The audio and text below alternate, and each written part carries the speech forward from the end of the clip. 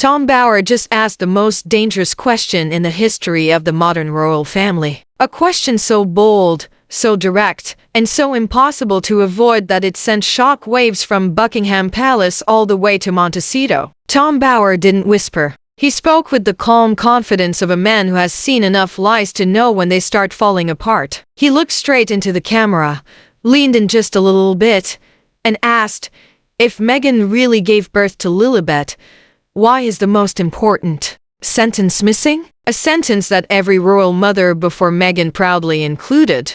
A sentence that confirms, protects, and legally secures a royal child's place in the line of succession, and yet it was removed. Hey guys, if Bower is right, if that missing line was deliberately removed, then the truth behind Lilibet's identity is way more complicated, way more protected, and way more shocking than anyone ever thought. This is where the story begins, with one missing sentence and a truth someone desperately tried to hide. And listen, if at any point you feel confused or all of this sounds too unbelievable to be real, stay with me because I'm about to break down one of the biggest exposes of our time, step by step, so clearly and so powerfully that every missing piece will finally click into place. Now, when a royal baby is born, there is a line, just one line, that carries hundreds of years of tradition, duty, and legal certainty. It is simple, it is clear, and it has appeared in royal birth announcements again and again. The Duchess of Sussex was safely delivered of a daughter, but when Meghan Markle announced the birth of Lilibet, that line never appeared. Not once. Not even hinted at. Instead, her statement said something very different. We welcomed a daughter. That sounds sweet.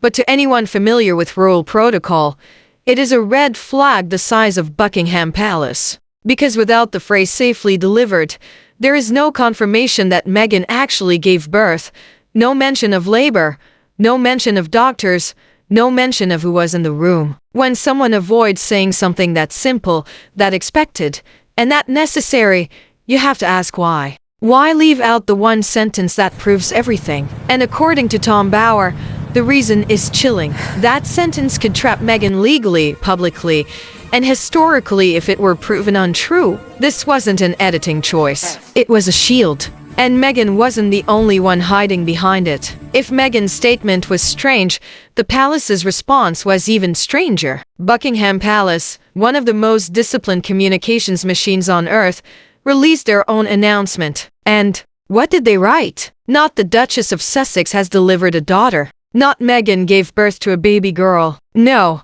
they copied Meghan's wording almost exactly. The Duke and Duchess of Sussex have welcomed a daughter for an institution obsessed with precision. This was a quiet earthquake because the palace doesn't follow other people's wording. People follow them.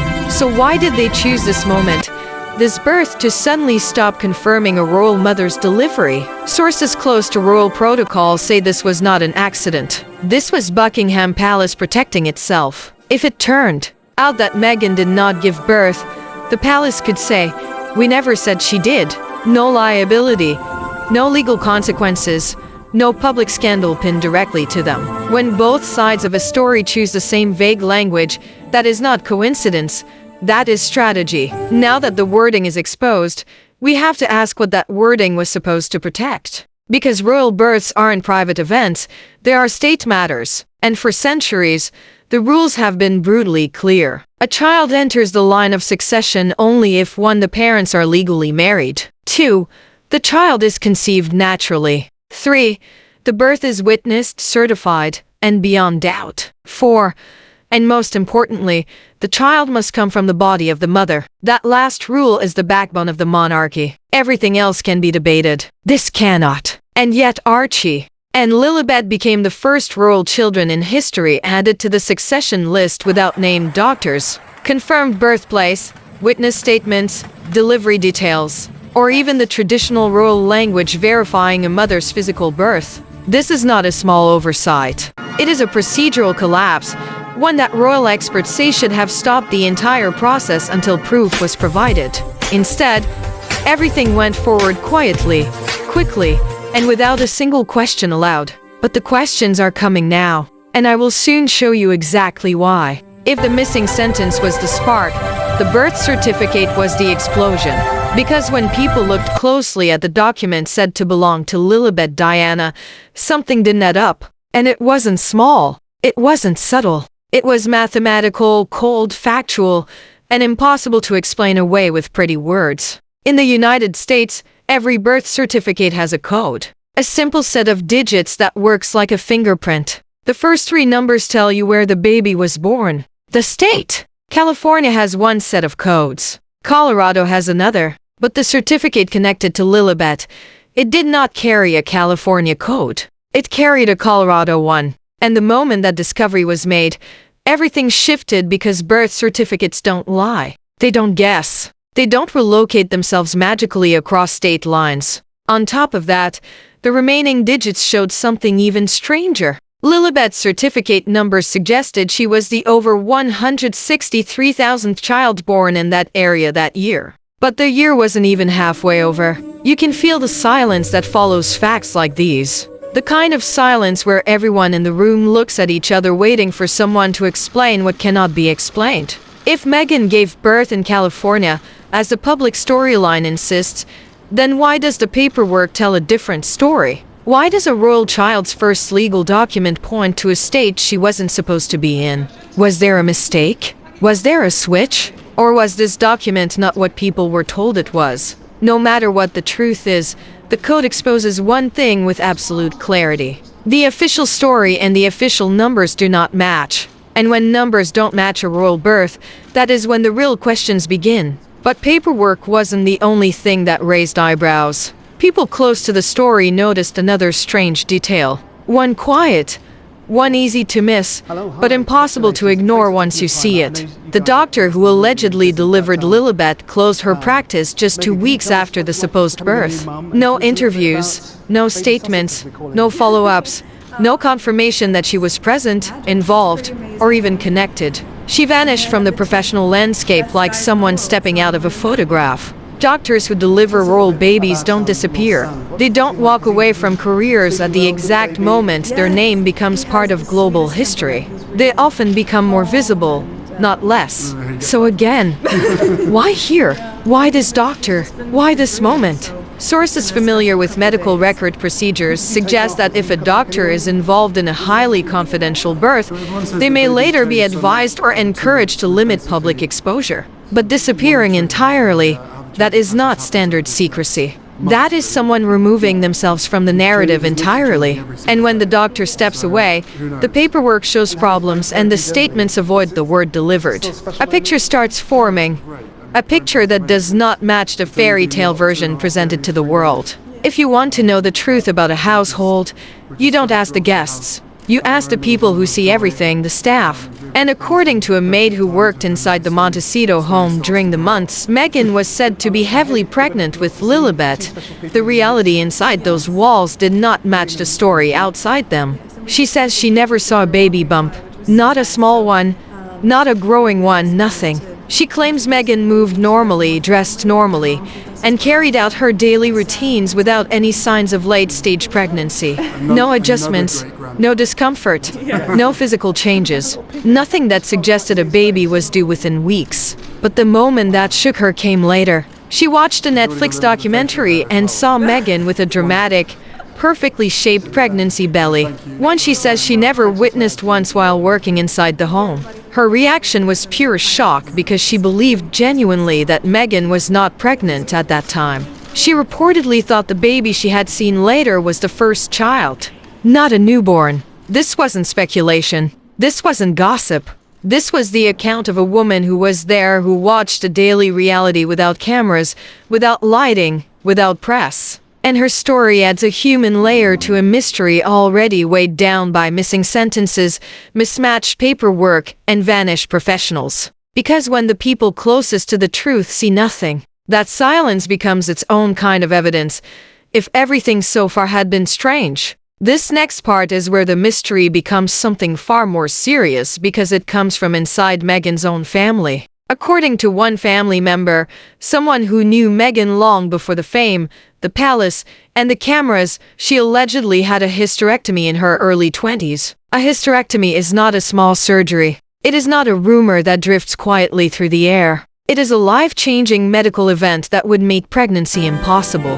The claim was never shouted at reporters or turned into a dramatic scandal. It was mentioned quietly, almost regretfully, as if the truth had been carried for years, but never given proper attention. If this family claim is true, then no pregnancy, neither Archie's nor Lilibet's, could have come from Meghan's body, which means the missing sentence suddenly becomes more than suspicious. It becomes essential because the moment Meghan wrote the Duchess of Sussex was safely delivered, she would be declaring something that could be proven false with one verified medical record.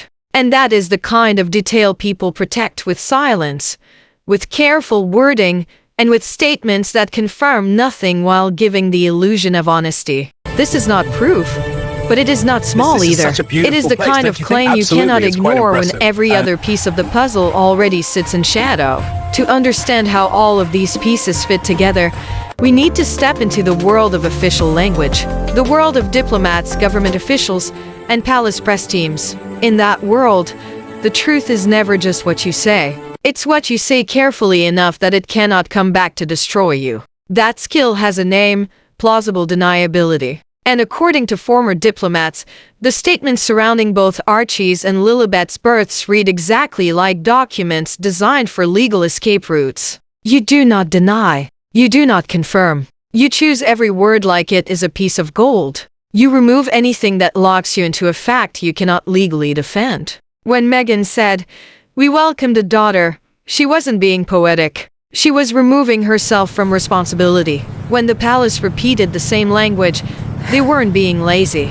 They were protecting the crown from being caught in a false statement if anything were later exposed. Nothing in the announcements tied Meghan directly to physically giving birth. Nothing mentioned doctors, witnesses, or a hospital. Everything was written with the softness of smoke, visible but impossible to grab. Diplomats recognized this style instantly. It is how you speak when you know the truth is dangerous. It is how you speak when you need to appear honest without ever confirming a thing. As the questions grew louder, one person decided to push the issue in a way no reporter had dared. They filed a Freedom of Information Act request to confirm whether Archie was born at the Portland hospital.